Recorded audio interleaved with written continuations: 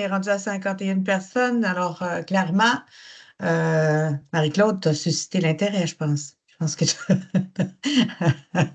Alors, euh, je veux vous accueillir à notre webinaire. Vous savez qu'on a à toutes les 2 semaines, pendant une bonne période de l'année, toutes les 2 semaines, presque toute l'année scolaire, on a des webinaires qui nous permettent de partager le savoir, la connaissance, l'expérience de divers partenaires dans le milieu de l'éducation. Et donc, on est bien content et contente de vous recevoir aujourd'hui.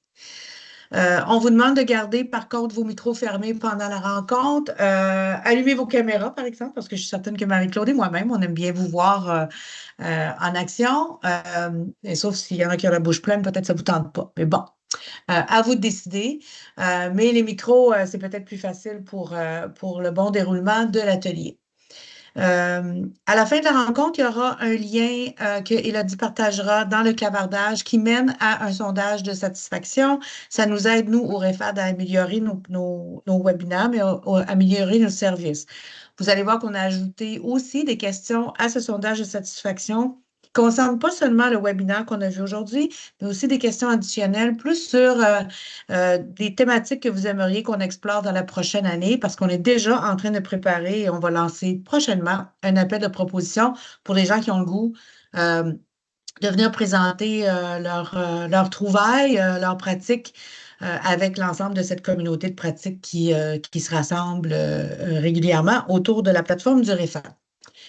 Alors, je m'appelle Judith Charret et je suis directrice générale du REFAD. J'occupe ce poste seulement depuis la fin de l'automne. Alors, je découvre l'organisation et ses partenaires et je suis estomaquée régulièrement du dynamisme de ce réseau et comment bon, c'est stimulant comme milieu d'apprentissage et de partage. Avant de débuter la présentation d'aujourd'hui, on veut reconnaître que ben, le REFAD est un réseau pan-canadien, mais on reconnaît qu'on est situé sur un territoire autochtone traditionnel non cédé par voie de traité. Et on souhaite saluer ceux et celles qui, depuis des temps immémoriaux, en ont été les gardiens traditionnels. Nous exprimons notre respect pour la contribution des peuples autochtones à la culture des sociétés ici et partout dans le monde. Alors, la présentation de cet atelier est rendue possible grâce à l'appui financier du gouvernement du Canada. Euh, euh, on veut remercier tout le monde qui est ici avec nous aujourd'hui. L'atelier que nous présente Marie-Claude Riverain aujourd'hui est un atelier qu'elle a intitulé Développer un lien de proximité pour réduire le présentéisme en formation à distance. Alors, une préoccupation qu'on partage, je pense, tous ceux et celles qui font de la formation à distance. Alors, on accueille Marie-Claude Riverain de Collecto. Elle est enseignante de français au secondaire, devenue conseillère en pédagogie numérique au collégial. Marie-Claude conjugue depuis 8 ans son amour de la langue avec sa passion pour les technologies en accompagnant le personnel pédagogique dans sa transition vers des pratiques numériques. Elle s'engage d'ailleurs à proposer des solutions concrètes et adaptées aux besoins de chaque personne avec qui elle collabore. Véritable joueuse d'équipe, Marie-Claude utilise son expertise en enseignement à distance pour diffuser en continu les astuces pédago-numériques qu'elle développe. Animation en salle virtuelle synchrone, intelligence artificielle générative, scénarisation pédagogique, storytelling, activités interactives et plus encore. Alors, Marie-Claude, on est vraiment content de t'accueillir aujourd'hui. Je te laisse maintenant la parole et le plein contrôle de l'atelier. Et je sais que tu vas gérer les questions en clavardage et en live pendant l'atelier. Ben, moi, je reste connectée parce que c'est sûr, moi, je vais apprendre aussi. Mais on va se reparler un petit peu des annonces. Restez connectés jusqu'à la fin parce qu'on a des petites annonces à la fin du webinaire. Alors, vas-y, à toi, Marie-Claude. Merci beaucoup. Merci pour la présentation, l'introduction, Madame Charret. Ça me fait grand plaisir d'être avec vous ce midi pour vous parler de présentéisme en formation à distance. Je viens représenter mon équipe déductive chez Collecto. On offre différents services, là, notamment le perfectionnement, le caractère distinctif des services de pédagogie numérique de Collecto, c'est vraiment notre approche pratico-pratique. Donc, c'est vraiment ce sur quoi je vais centrer ma présentation là, ce midi. Personnellement, comme l'a dit Mme Charret, j'ai accompagné des équipes enseignantes et même quelques cohortes étudiantes là, dans les dernières années, en fait, depuis 2016, dans leur transition vers la distance. Donc, c'était quand même bien avant la pandémie. Bien évidemment, l'avènement de cette pandémie a amené sur notre terrain de jeu des nouvelles technologies, des nouvelles fonctionnalités et donc un bouleversement des pratiques. Ceci dit, la proximité, le lien de proximité en formation à distance, le présentéisme sont des enjeux qui me fascinent, pour ne pas dire qui me préoccupent, donc depuis longtemps. Les contenus qui ont été développés dans le cadre de cet atelier, ce que je vais vous présenter aujourd'hui, sont issus de mes propres expériences, mes propres observations dans le réseau auprès des équipes que j'ai accompagnées, mais aussi de ce que nous rapportent les auteurs, les autrices de récits qu'on diffuse sur la plateforme Déductive. Donc, dans la prochaine heure, on va définir ensemble le présentéisme, les concepts qui sont liés, en tentant de les contextualiser le plus possible. On va ensuite voir comment on peut prévenir ce présentéisme en FAD, puis comment intervenir si il est toujours pressenti là, dans nos classes virtuelles. La question de vocabulaire est importante parce que la littérature n'est pas tout à fait définie. Les balises sont assez floues, s'entrecroisent d'un concept à l'autre. Donc, pour les besoins de la cause, on va grappiller dans des termes qui sont liés aux ressources humaines, au RH, pour tenter de nommer, d'expliquer, de solutionner cette problématique de la fausse présence en l'appliquant au contexte de la formation à distance. On recule d'un pas pour aller traiter du présentéisme, de l'absentéisme, pardon. D'un point de vue RH, l'absentéisme était autrefois associé aux absences non justifiées pour une raison légitime. Aujourd'hui, on parle vraiment d'absence, peu importe qu'elle soit justifiée ou non. Donc, c'est vraiment une situation marquée par des absences répétitives ou prolongées, excluant les périodes normales de congé prévues par la loi. Aujourd'hui, la définition de l'absentéisme est un peu plus large, justement, en fait, parce qu'on remarque qu'il y a un effet sur la répartition de la charge de travail au sein des équipes, sur la qualité du travail, la qualité des apprentissages, hein, si on se remet dans le contexte de la FAD, sur les relations aussi interpersonnelles, relations pédagogiques. Donc, c'est pour ça qu'aujourd'hui, la définition est plus large. L'absentéisme, comme je le disais, des raisons justifiées ou non. On peut parler d'absence répétitive en cas de maladie, des rendez-vous médicaux. On peut parler d'absence prolongée si on part en voyage à l'occasion, souvent dans l'année. Bien entendu, conciliation, travail, famille. J'ai 2 jeunes enfants, je m'y connais. Ça peut occasionner de l'absentéisme, donc le fait de s'absenter. J'ai mis les petits billets hein, pour vous faire sourire. Là. Des fois, il y en a qui ont des billets de saison pour aller voir le Canadien jouer. Puis bon, ben, ça veut dire qu'à chaque fois qu'il y a une game du Canadien, les personnes s'absentent. Là, on parle dans ce cas-là, ces exemples-là, c'est vraiment de l'absentéisme. Ce qui est important à retenir ici, c'est que l'absentéisme, ça s'observe, ça se quantifie. On le voit à travers des demandes et des rapports d'absence. Dans la prise des présences aussi, on peut vraiment établir là, une certaine tendance dans les absences, justement, pour pouvoir dire, OK, cette personne-là fait de l'absentéisme. Là où c'est plus nuancé, vous me voyez venir, c'est lorsqu'on parle de présentéisme. On réfère souvent au présentéisme quand on utilise l'expression faire acte de présence. Donc, on va être là physiquement, mais pas forcément attentif, productif ni participatif. Donc, on parle vraiment d'un phénomène selon lequel un salarié est à son lieu de travail de façon assidue alors que son état de santé ou de physique ou mental ne lui permet pas d'être productif.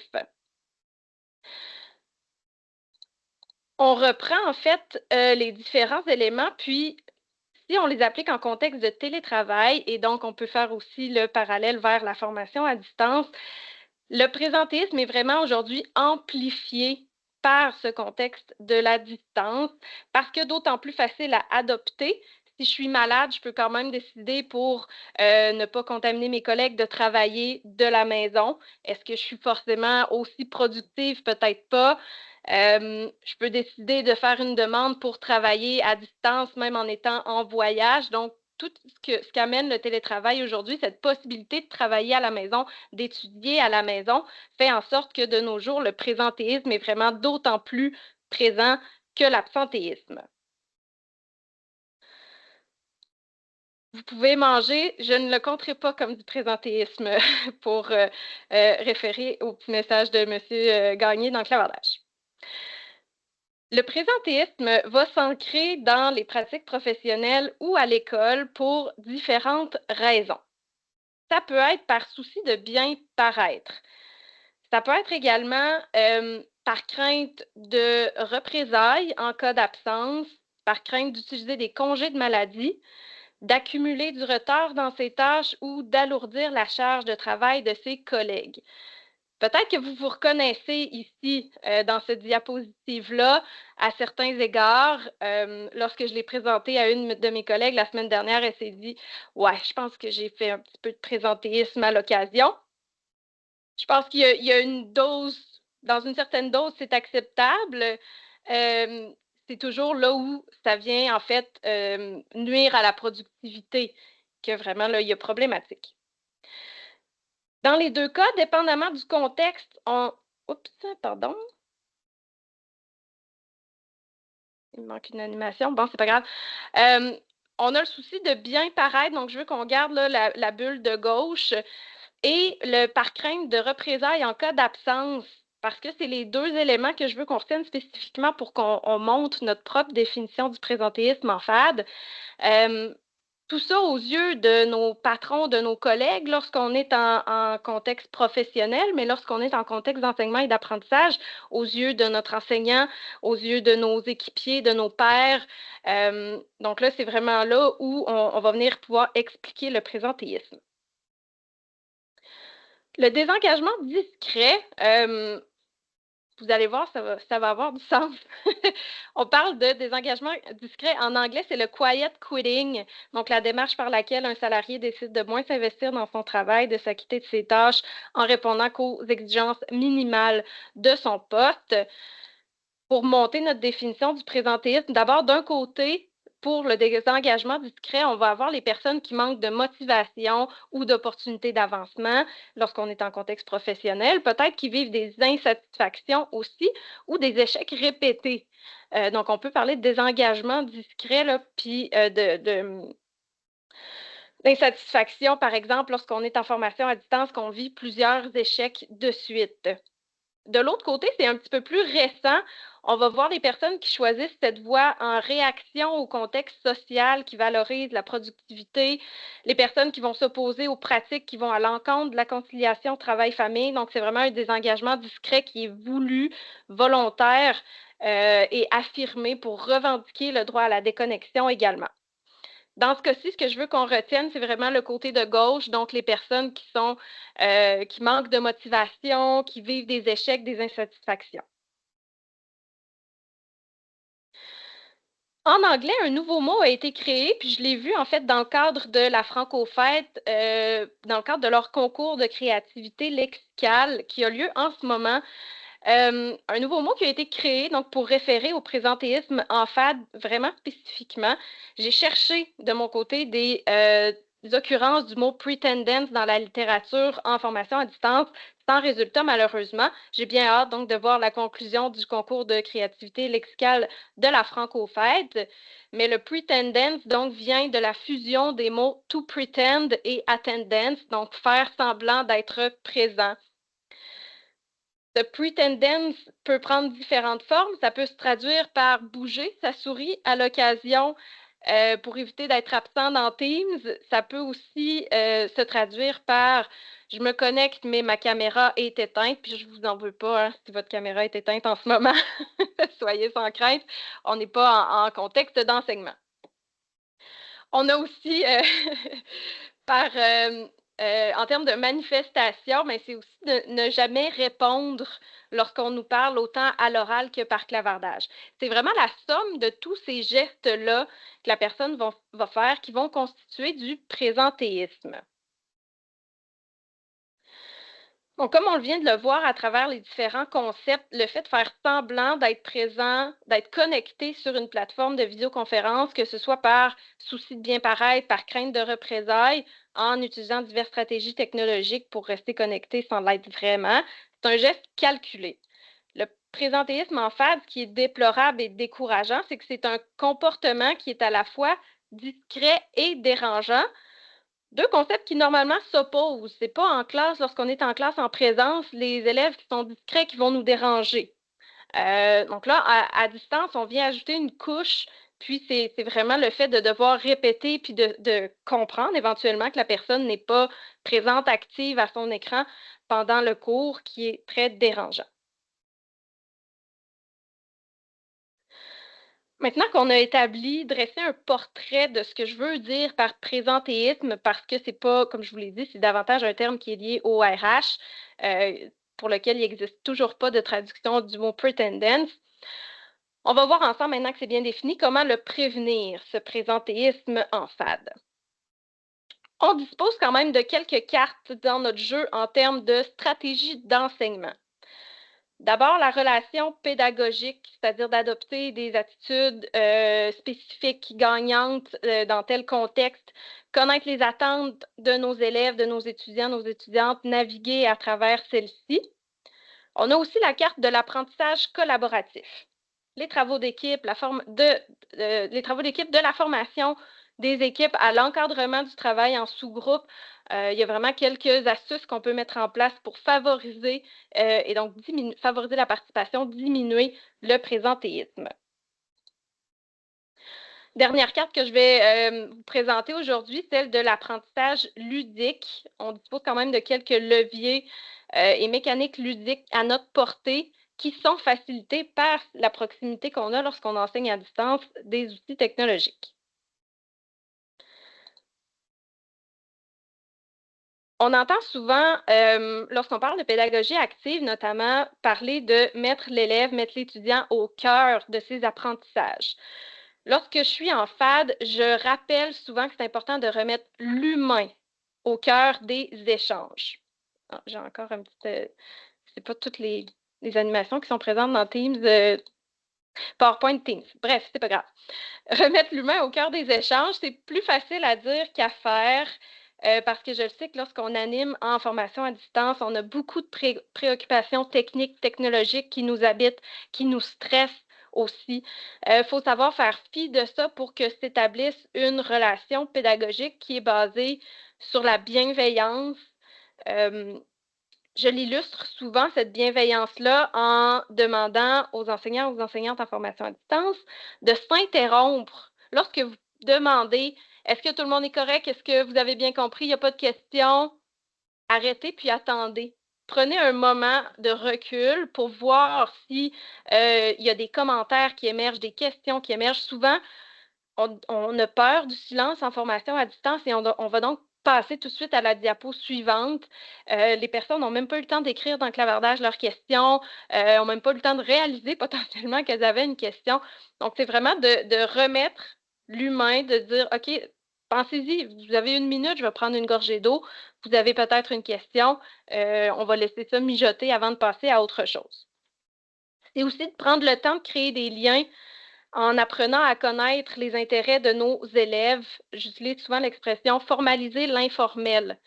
Lorsqu'on est en présence, on a des discussions de cadre de porte, je les appelle comme ça. À distance, il faut essayer de les reproduire. Donc, de se trouver des poignées qu'on peut tenir pour aller poser des questions, s'intéresser à leurs intérêts pour vraiment pouvoir ensuite créer des liens, potentiellement aller personnaliser du contenu qu'on va présenter, choisir des exemples en fonction de leurs intérêts, de leurs préoccupations, etc. Avec transparence également, si vous êtes stressé parce qu'on est en train de chercher un document, parce que c'est la première fois qu'on utilise un outil, il faut le dire, il faut le nommer. Les étudiants, les étudiantes vont donc reconnaître qu'il y a cette humanité derrière nous. On est transparent, j'ai de la difficulté, j'arrive pas à faire X, Y, Z. Ça va, comme je disais, humaniser un petit peu là, vos pratiques. Agir en transparence aussi, c'est comme je le disais, d'avoir des discussions qui sont plus informelles. Donc, de venir chercher à limiter cette formalité qu'imposent les écrans qui sont devant nous pour aller chercher vraiment l'être humain, encore une fois, derrière l'écran. Avec humour, je vous demande pas de vous transformer en humoriste, mais je pense qu'avec la technologie, on est souvent tellement ramené à l'outil, on tient la souris fort pour s'assurer de rien manquer. On a vraiment de la difficulté peut-être à se remettre dans notre personnalité. Donc, de ramener l'humour, apprendre à respirer, à s'arrêter pour rire des difficultés. Donc, encore une fois, de laisser du temps pour ces discussions-là avec nos élèves pour apprendre à les connaître. Ça se traduit par des petits gestes. J'ai 2 exemples à vous proposer qui, peut-être, en tout cas, je l'espère, vous feront sourire. 2 enseignants différents, avec des stratégies pour créer des liens, là, justement, cette relation pédagogique-là.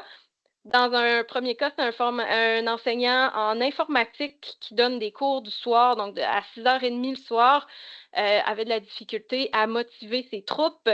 S'est mis à cacher un petit canard en caoutchouc, un petit canard de baignoire, là, un petit peu partout dans sa bibliothèque. D'un cours à l'autre, le canard était placé à un endroit différent, puis ça venait qu'à créer un lien, puis c'est complètement ridicule, futile, mais c'est vraiment là où les étudiants: «Hey, aujourd'hui, il est où le canard? Oh mon Dieu, je l'avais pas remarqué, il est là». Donc c'est des petits moments comme ça qu'on vient chercher. L'autre exemple, c'est un autre, enseignant qui est enseignant de français à distance aussi, qui à la fin de l'année, donc dans une session d'automne, à la fin de la session, à l'approche des fêtes, avait organisé que pour le dernier cours, tout le monde devait se présenter avec un ugly Christmas sweater, un chandail laid de Noël.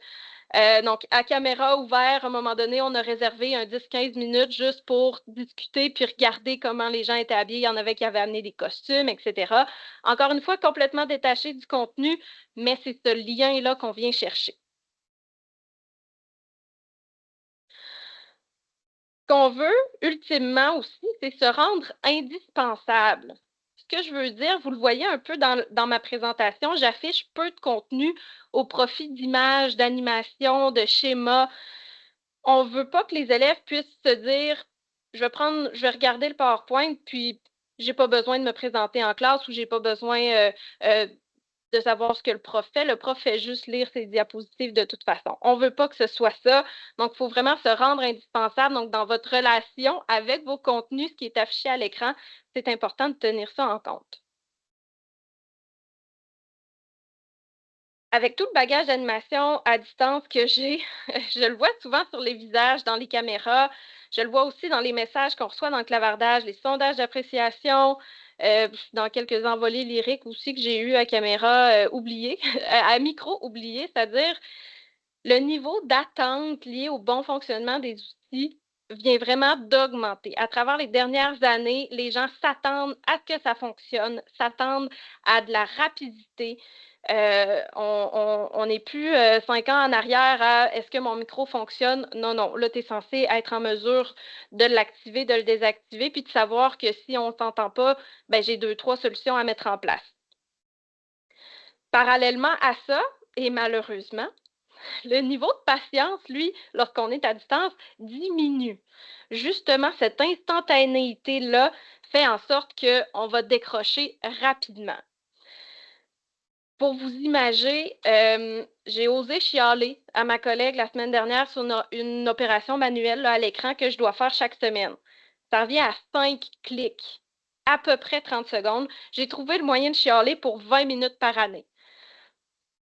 C'est vous dire à quel point mon niveau de patience est bas, peut-être par rapport à mon utilisation des outils. Donc, imaginez si on se rapporte à la FAD, si à chaque cours, vous prenez 1 minute pour trouver un chemin vers le dossier. Vous prenez 1 minute pour envoyer un hyperlien dans le clavardage. Si à chaque cours, on a un élève qui, à chaque fois qu'il parle, n'est pas capable d'activer son micro du premier coup. C'est vraiment des choses qui font en sorte, c'est des petites choses, c'est pas grand-chose, c'est quelques secondes, 1 minute, mais ça fait qu'on vient casser justement l'attention, de la personne qui est devant nous, de l'autre côté de son écran, en fait.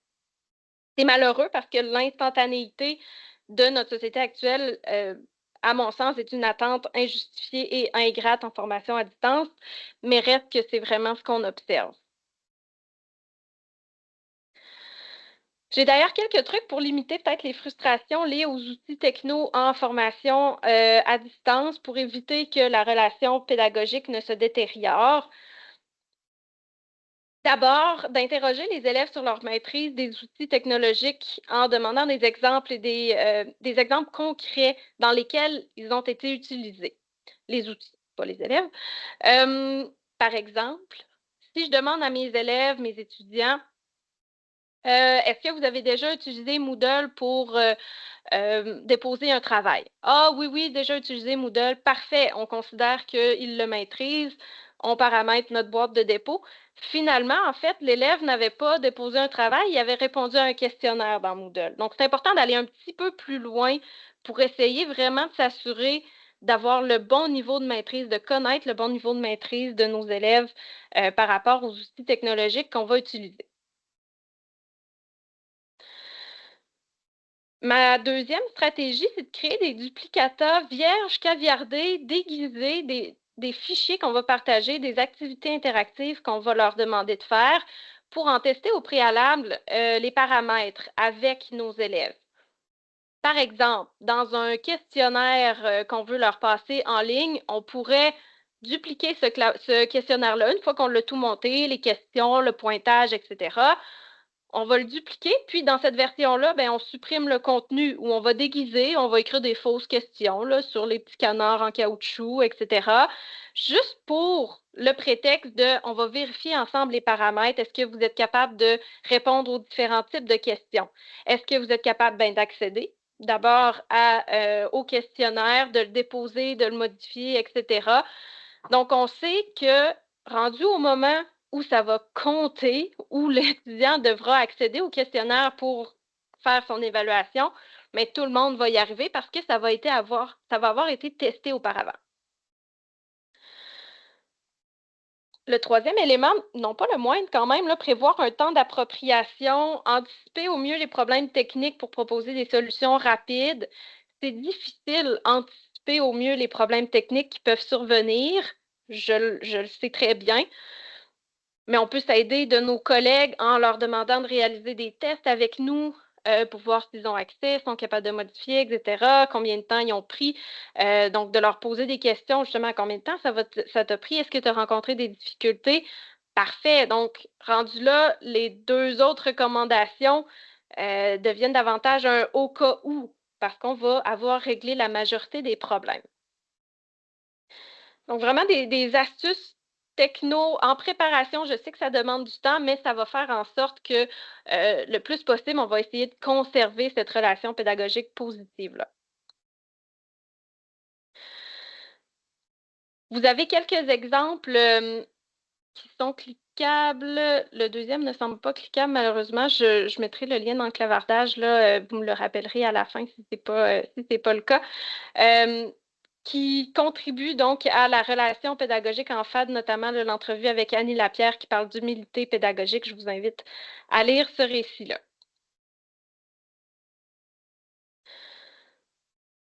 La deuxième carte que vous aviez dans votre jeu, c'est l'apprentissage collaboratif. C'est drôle parce que lorsque je parle de ça en FAD, les profs me disent oui, mais les étudiants, ils n'aiment pas ça. Ils n'aiment pas ça travailler en équipe, ils n'aiment pas ça, la pédagogie active. Je le sais. L'affaire là-dedans, c'est que les élèves n'aiment pas être actifs. Ils veulent recevoir le contenu à leur rythme, faire le moins de choses possible, mais on sait que c'est pas ça qui est porteur. Donc, il faut vraiment pousser puis maintenir et y croire au potentiel de l'apprentissage collaboratif en formation à distance. D'abord, par rapport à la formation des équipes, on peut avoir des équipes aléatoires imposées ou au choix des élèves. Chacun a leurs avantages, leurs désavantages. L'équipe aléatoire va être peut-être plus représentatif de la réalité du marché du travail. C'est plus facile aussi quand les élèves ne se connaissent pas, donc en début de session, en début de parcours. Généralement, par contre, c'est moins apprécié quand ils se connaissent. L'équipe imposée, ça peut être pertinent si on les connaît, puis on est en mesure de répartir les forces et les faiblesses dans les équipes. Ça demande du temps, par contre, et il faut les connaître. Les équipes au choix, il y a tous les risques de clans donc d'injustice potentiellement pour les élèves qui sont plus isolés ou qui ont des difficultés d'apprentissage, mais c'est généralement plus apprécié quand ils se connaissent. Donc, c'est quand même nos 3 possibilités en termes de formation des équipes, puis je vous demande de discuter avec vos élèves, vos étudiants à propos de ça pour savoir qu'est-ce qui est le mieux, à quel moment dans l'année aussi. La modalité du travail. Donc, le travail en équipe peut se réaliser de manière synchrone, asynchrone ou mixte. D'abord, si on leur demande de travailler en synchrone, pour du travail collaboratif, c'est-à-dire que tout le monde dans l'équipe est responsable de l'ensemble du travail, il peut être pertinent de réserver du temps en classe, mais ça veut dire aussi qu'on doit gérer les salles de sous-groupe. On a quand même la possibilité de se promener, donc un autre point positif ici. On peut les laisser aussi s'arrimer en termes de disponibilité en dehors du cours, puis de laisser cette partie-là, à eux là, de s'organiser. Ça demande quand même un certain niveau d'autonomie. Si on parle de travail asynchrone, c'est davantage pour un travail qui est coopératif, c'est-à-dire que chaque personne est responsable de sa partie, puis ça fait un tout au final. Malheureusement, ça crée peu de liens interpersonnels. Euh, on pourrait utiliser Microsoft 365 pour garder des traces de qui fait quoi dans le travail pour potentiellement mieux évaluer par après. La modalité mixte, qui demande un peu plus d'autonomie, encore une fois, celle-là peut demander donc plus d'aller-retour aussi avec entre les élèves, entre eux. Donc, ça peut générer des frustrations aussi, mais en même temps, ça permet une plus grande flexibilité. Encore une fois, on peut les questionner à ce sujet-là. La supervision, la gestion du travail d'équipe, ne serait-ce que pour le paramétrage, la configuration des salles de sous-groupe, le faire à l'avance peut nous permettre de sauver du temps. Le faire en direct, ça peut être un petit peu plus prenant là, si on voit qu'on a des absences, etc. Donc, à voir, là, je pense que d'un point de vue technique, c'est davantage ce qui va nous permettre de déterminer comment on va fonctionner. C'est important d'apporter une attention sur les fichiers, où sont déposés les travaux, les références que les étudiants doivent utiliser. Est-ce qu'on veut garder des traces aussi de leurs fichiers, donc dans l'historique des versions, par exemple dans Microsoft 365, pour un meilleur contrôle des accès, pour simplifier la correction individuelle. Donc, il faut vraiment venir préciser tout ça, où est-ce que vous avez accès, qu'est-ce que vous devez déposer, à quel moment, etc. Qui parle de travail d'équipe, potentiellement de médiation. S'il y a émergence de conflits ou de situations particulières, on peut envisager des interventions en grand groupe ou en sous-groupe ou en individuel, que je recommande toujours de se faire en visioconférence, mais ça, on y revient tantôt. Euh, Par rapport à l'intervention de M. Côté-Massicotte dans le clavardage, je pense que dans le cadre d'un cours asynchrone, l'étape ajoutée de devoir faire des doodles à répétition pour planifier des séances de travail peut aussi être un irritant.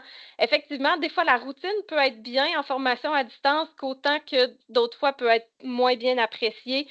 Quand c'est toujours la même chose, puis qu'on se dit ça fait juste prendre mon temps, c'est pas important.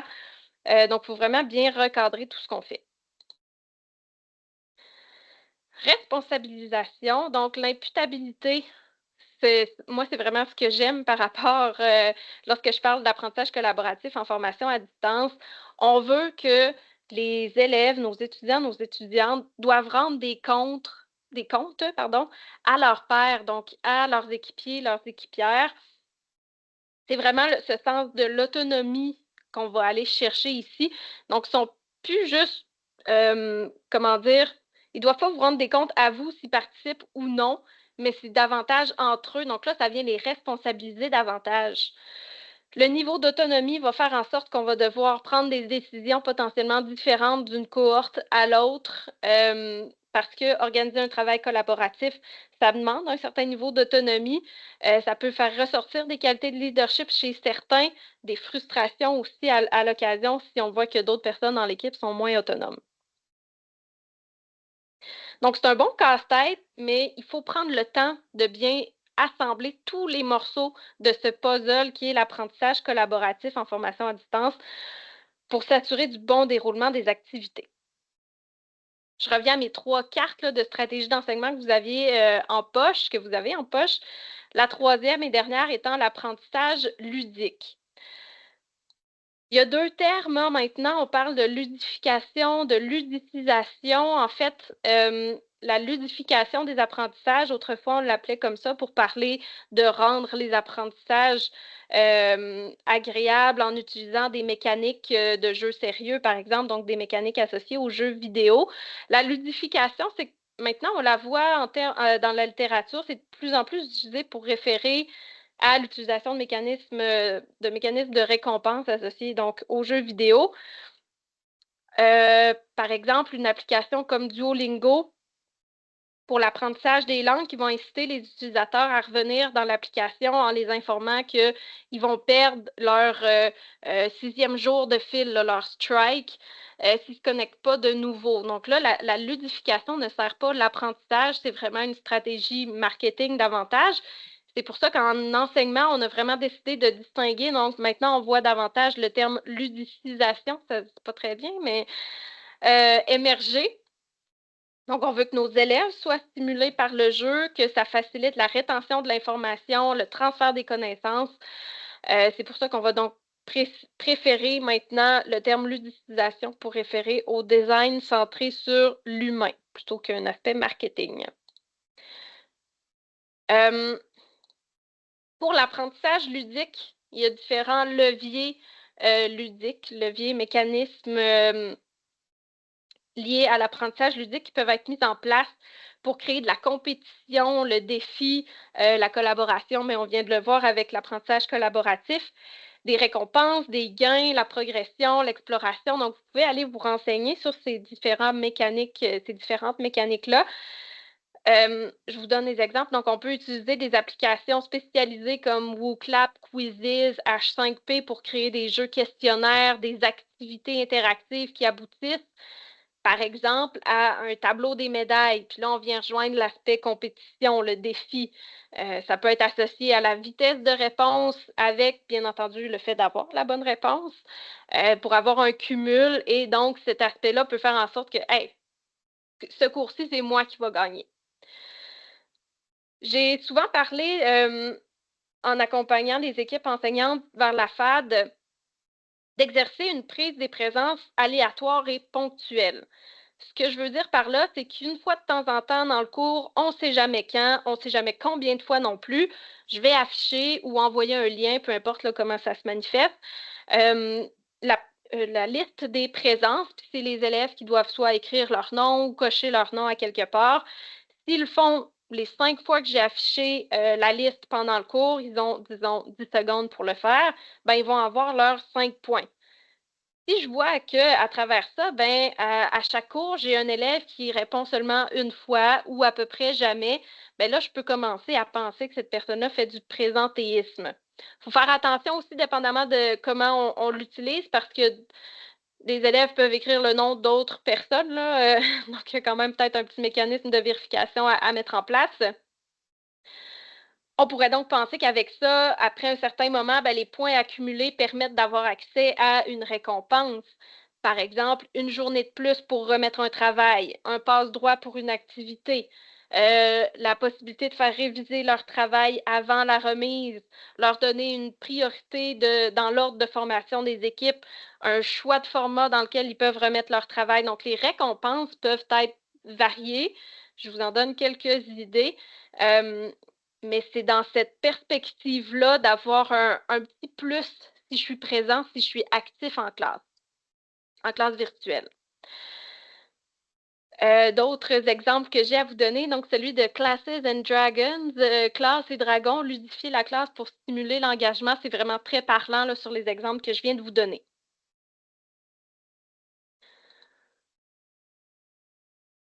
Avec la proximité des outils technologiques, l'approche dite de storytelling ou de mise en récit est d'autant plus accessible.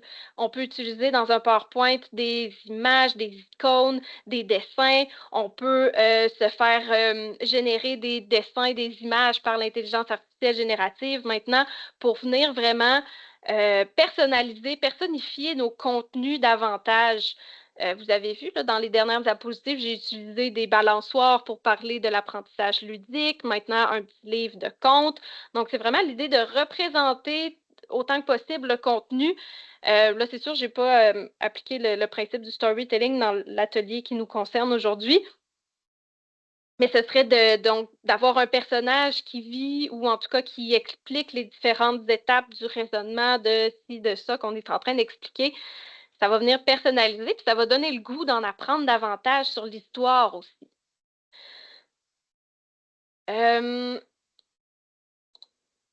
Puis dès que c'est pertinent de demander des actions à poser de la part des élèves, de vos étudiants, d'écrire quelque chose dans le clavardage, de répondre à un sondage, de scanner un code QR pour accéder à une ressource, d'accéder à un jeu questionnaire, d'ouvrir les caméras à des moments précis, hein, parce que des fois, tout le cours, les élèves peuvent ne pas aimer ça, mais on leur dit que 10 minutes avant la pause, on active toujours tous ensemble les caméras. C'est routinier, c'est bien, on le sait.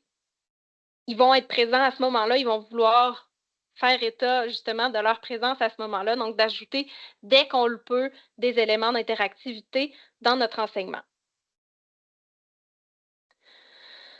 Si malgré tout ça, on voit encore qu'il y a du présentéisme, qu'on suspecte le présentéisme en FAD, avant toute chose, questionner les personnes en question sur leur pratique. Donc, c'est vraiment primordial de commencer par ça parce que ça peut expliquer grandement une situation pour laquelle on n'avait pas une vision, une problématique de conciliation travail-famille pour laquelle on pourrait essayer de trouver une solution avec l'étudiant, l'étudiante. Donc, c'est important, là, avant toute chose, de venir questionner la personne sur pourquoi t'es connecté, mais t'es pas là.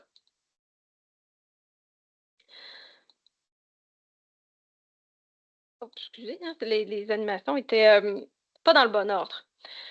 Les différents types d'interventions, je les découpe comme ça. En fait, une intervention qui est de niveau individuel, si on la fait en asynchrone, donc par courriel, par exemple, pour moi, c'est parce qu'il y a un signe avant-coureur d'une problématique. Donc, ça fait quelques fois qu'on remarque une absence, qu'on remarque le fait que la personne ne répond pas à nos messages, n'active jamais sa caméra, etc. Là, on peut y aller avec une intervention qui est asynchrone, comme je le disais, peut-être par courriel, aller interroger l'élève, l'étudiant, l'étudiante sur pourquoi tu ne réponds pas quand je te parle, y a-t-il un problème technique, y a-t-il une autre solution, une autre explication pour ça? Souvent, c'est là que ça va déjà venir expliquer beaucoup de choses. Lorsqu'on va dans l'intervention synchrone en individuel, pour moi, c'est parce qu'il y a un comportement qui nécessite une prise en charge rapide. Par exemple, il y a eu une envolée lyrique là, avec caméra, micro, comme quoi quelque chose ne marche pas. Donc là, on va vraiment venir privilégier l'intervention synchrone. Si c'est un sujet qui est délicat, donc si dans notre première prise de contact par courriel, on sent qu'il y a une problématique, par exemple la conciliation travail-famille qui vient jouer sur la présence active en classe virtuelle, mais là, on peut poursuivre l'intervention, mais cette fois-ci vraiment en synchrone. Je ne recommande pas de continuer les échanges en asynchrone pour des sujets qui sont plus délicats. On peut prévoir aussi des interventions en sous-groupe. Pourquoi j'ai rien mis dans ce sous-groupe asynchrone? Je trouve qu'il y a quand même une zone de danger ici. Il y a trop de dérapages possibles, des élèves qui se parlent entre eux, qui amplifient une situation. Pourquoi c'est juste nous? Qu'est-ce qu'on a fait de mal? Puis on le sait, hein, des fois, quand ils vont être dans leur bulle, ça va juste escalader. Donc, l'intervention asynchrone en sous-groupe, je ne la recommande pas. L'intervention synchrone en sous-groupe, par exemple, on pourrait leur demander de venir discuter avec nous, de prendre rendez-vous en salle virtuelle parce qu'on a remarqué encore une fois un comportement qui nécessite une prise en charge rapide ou, ben, dans le cas, là, je reviens à l'apprentissage collaboratif, s'il y a eu une problématique dans l'équipe, si on a eu vent, si on a observé quelque chose, des comportements, là, on peut aller faire en quelque sorte une médiation auprès de ce groupe-là. En plénière, donc en grand groupe, on peut faire une intervention asynchrone pour, dans le cas d'un signe avant-coureur d'une problématique généralisée. Donc, si on voit que c'est un comportement que plusieurs personnes adoptent dans notre cours, Ceci dit, j'ai un bémol à apporter sur l'intervention en plénière asynchrone. Si le chapeau vous fait, mettez-le. Il y en a que ça leur fera jamais. Ils vont jamais se sentir concernés lorsqu'il y aura intervention asynchrone. Et au contraire, il y a des élèves qui vont enfoncer le chapeau même si ça les concerne pas. Donc, j'ai quand même quelques bémols à ce niveau-là, à voir quel type d'intervention, quel niveau en fait d'intervention vous devez faire. Peut-être que le en plénière asynchrone peut bien s'y prêter, mais faire attention quand même à bien connaître notre public. L'intervention en plénière synchrone, ben, un petit peu la même chose. Hein? Si on le dit c'est pour tout le monde, peut-être que personne ne se sentira concerné. Mais lorsqu'on remarque des comportements qui sont généralisés, qui nécessitent, si je le dis, une mesure préventive. Donc, c'est si on observe, là, vous commencez, j'ai de moins en moins de réponses, j'ai de moins en moins de caméras qui s'activent.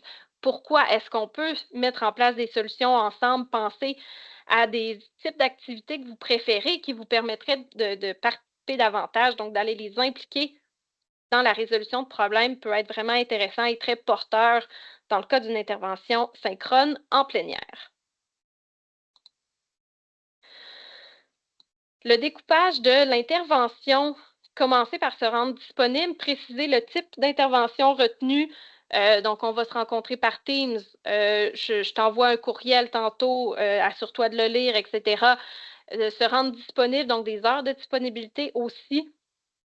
Pour nos élèves, ce sera important là, de venir vraiment baliser la rencontre. Lorsqu'il y a rencontre, on va commencer à accueillir la situation, écouter activement et attentivement et surtout annoncer vos limites d'intervention. J'ai eu à l'occasion à venir recadrer avec des profs qui ont proposé une rencontre synchrone avec une étudiante, puis finalement se sont fait rentrer dedans. On se met sur la défensive, puis bon, la distance étant ce qu'elle est, des fois on peut mal interpréter un message qui est passé ou un comportement quelconque.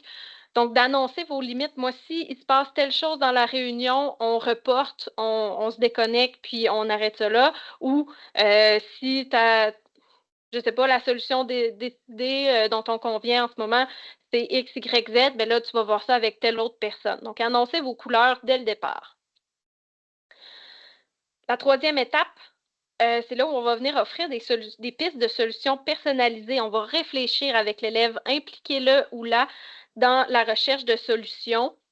Et si on en a besoin de diriger cette personne-là vers les ressources appropriées. Donc, il faut vraiment aboutir à, il y a une solution, il y a quelque chose qu'on va mettre en place, toi et moi, ou vous et moi, pour corriger la situation. La disponibilité virtuelle. En formation à distance, donc on peut avoir des heures de disponibilité où on dit on est connecté ou je suis disponible, écrivez-moi à ce moment-là, je vous réponds rapidement. On peut attendre longtemps que les élèves viennent à nous dans ces cas-là. Ce que je privilégie toujours, c'est de mentionner clairement quelles sont vos heures de disponibilité virtuelle, puis les rappeler souvent. Peut-être qu'à la fin de chaque cours le mardi, rappelez-vous, hein, c'est demain ma journée de libération d'heures de disponibilité virtuelle. Comment s'y connecter aussi? Trop souvent, les élèves n'utiliseront pas ces heures de disponibilité-là parce que, ouais, ben là, j'ai oublié, c'est-tu dans Teams, c'est-tu dans le site, le lien vers le cours, faut-tu que je prenne rendez-vous? Si oui, donc quelles sont les instructions?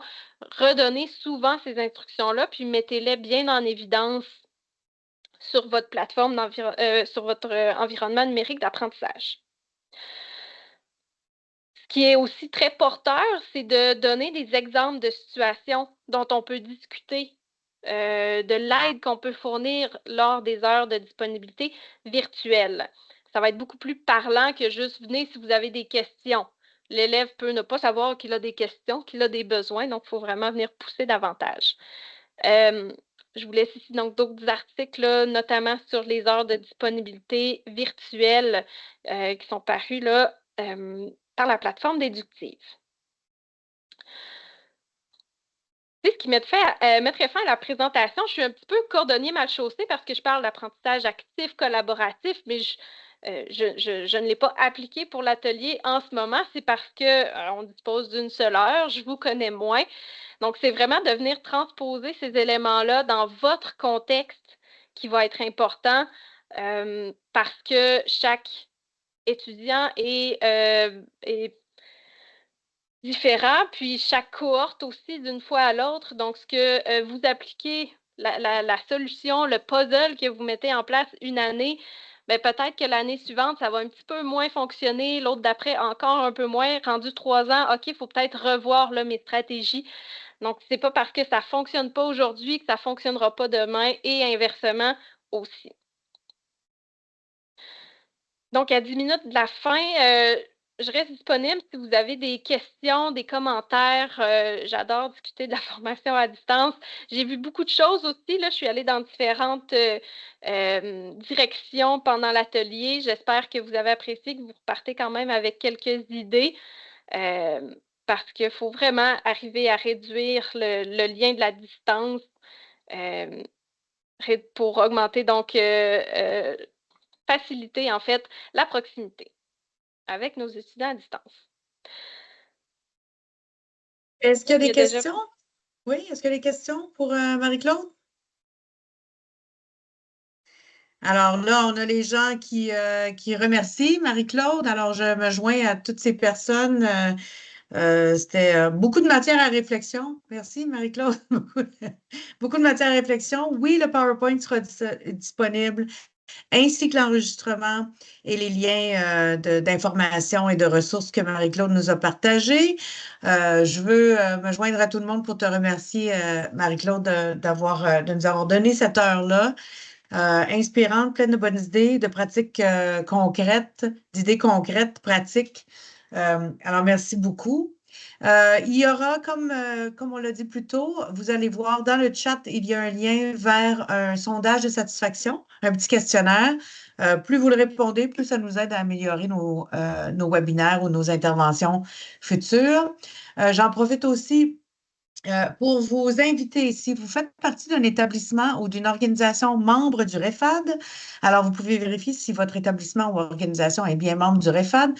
Nous offrons un atelier spécifiquement pour les équipes faisant partie des organisations membres et c'est une partie 2 au webinaire qui a été offert au début de l'année.